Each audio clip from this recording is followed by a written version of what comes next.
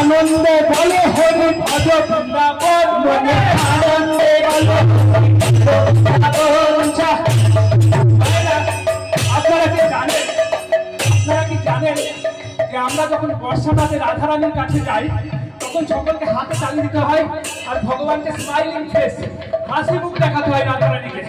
এই হাসি মুখ যে দেখাবে তার সারা জীবনে শুধু হাসি আর আনন্দই থাকবে। তাই রাধারানীকে সবসময় কি মুখ দেখাতে হয়? হাসি মুখ দেখাতে হয়। রাধারানী সন্তুষ্ট হয়ে তাকে আশীর্বাদ করেন, সে সবসময় হাসতে থাকে।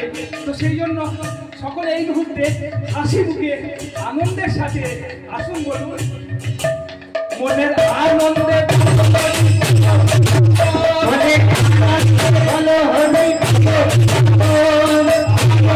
বলো হরি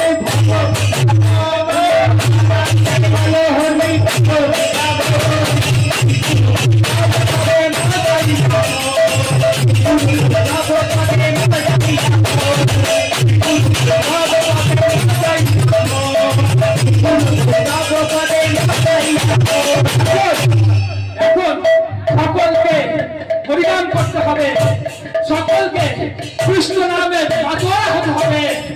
এখানে যারা যারা সনাতন ধর্মের মানুষ আছে, সনাতন হিন্দু ধর্মের মানুষ প্রত্যেকে আনন্দের সাথে উচ্ছ্বাসের সাথে, এবং যারা অন্যান্য ধর্মের মানুষ যদি কেউ থাকেন সে সকলে মিলে আসুন আমরা ভগবানের চরণে আমাদের মস্তককে সমর্পণ করি।